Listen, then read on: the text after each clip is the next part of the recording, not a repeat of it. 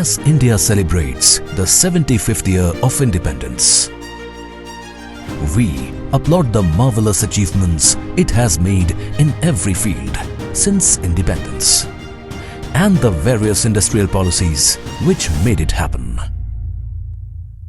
The industrial development in the first 4 decades after independence was predominantly under the state ownership through central public sector undertakings. Over the years, their efficiencies started to decline in the 80s and 90s. It was time for economic liberalization. The reforms of the 1990s opened up the Indian economy, creating more business opportunities and much enthusiasm in the capital markets.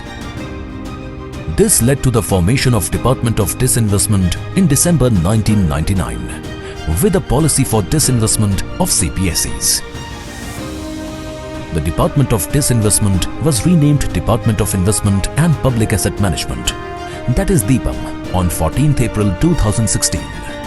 With a paradigm shift in the capital management of CPSEs by adopting an investment-based approach to enable companies to address critical interlinked issues such as leveraging of assets for fresh investments, capital restructuring and financial restructuring. Today, DIPAM's mandate includes strategic disinvestment, minority stake sale, capital management.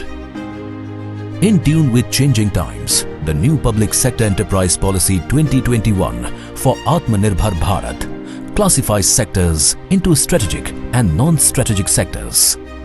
In strategic sectors, bare minimum presence of existing PSE will be retained under government control. The remaining enterprises will be considered for privatization or subsidiarization with another PSE or for closure.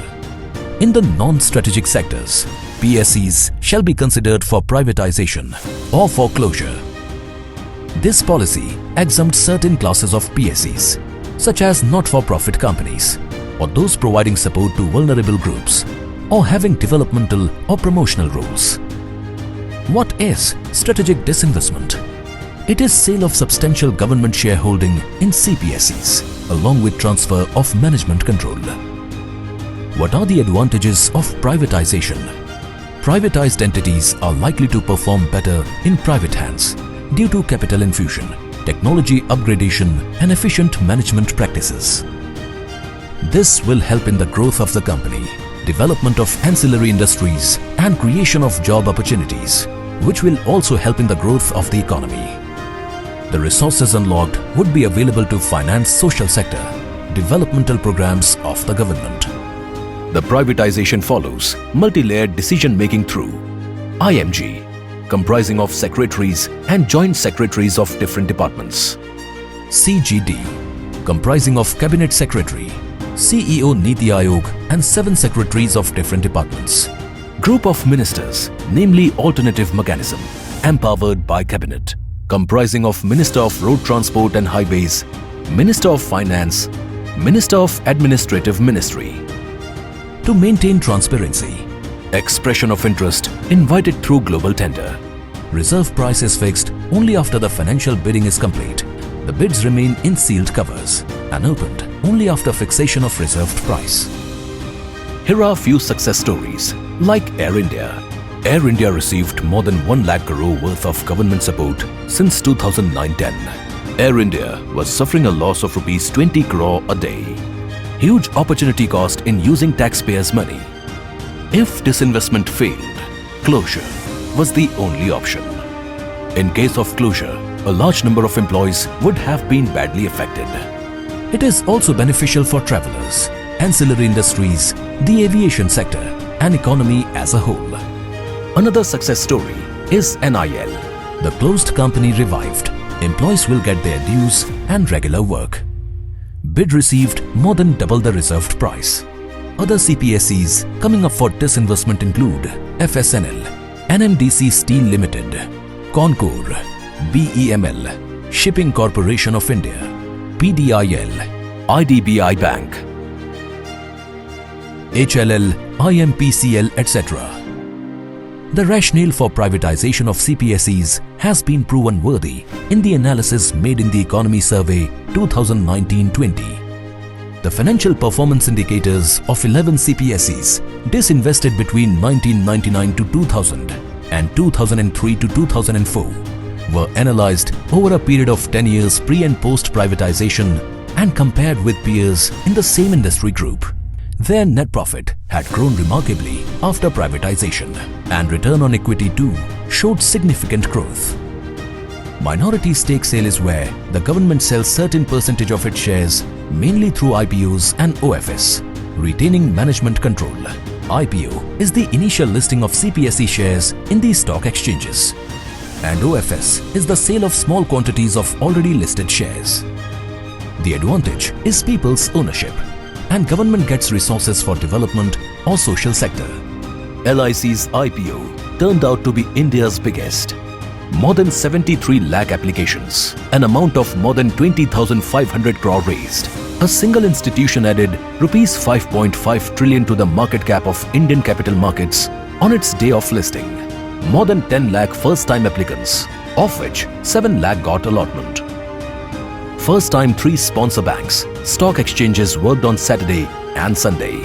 Seamless share allocation. More than 30 lakh emails in first hour after allocation. 24/7 call center. 16,500 calls attended with zero abandonment. Classic examples of unlocking of the true value of PSE are listing of IRCTC and Mazagon Dock Shipbuilders Limited, where share price have grown significantly after IPO. DIPAM's comprehensive guidelines on capital management of CPSEs include consistent dividend policy, buyback of shares, bonus shares, splitting of shares, are helping to leverage their net worth and enhance their market valuation. Since 2014-15, government received rupees 3,38,104 crore dividend and rupees 44,605.79 crore from buyback of shares. Minority shareholders are also getting benefit of proportionate dividend and buyback. DIPAM facilitated monetization of non-core assets. Decision to set up National Land Monetization Corporation, that is NLMC, to unlock real economic value. नमस्कार। माननीय प्रधानमंत्री जी ने व्यापार को प्रोत्साहित करने, निवेश को आकर्षित करने और मेक इन इंडिया के हमारे संकल्प को मजबूत करने के उद्देश्य से एक नया आत्मनिर्भर भारत के हेतु एक दृष्टिकोण रखा है। प्रधानमंत्री जी के आत्मनिर्भर भारत के दृष्टिकोण और नई पीएसई नीति के सफल कार्यान्वयन के लिए विभाग के अधिकारियों की कैपेसिटी बिल्डिंग करके उनकी कार्यक्षमता बढ़ाई जा रही है। साथ ही प्रशिक्षण कार्यक्रमों में वृद्धि के द्वारा दीपम को क्रमशः बढ़ते दायित्व के वाहन के लिए निरंतर सक्षम बनाया जा रहा है। At DIPAM, we reiterate our commitment to enable CPSEs in creating more wealth, enhancing market capitalization. On the road ahead, during Amrit Kal up to 2047, the work of DIPAM will be instrumental in taking the country forward and making it a multi-trillion-dollar economy. Vande Mataram. Jai Hind.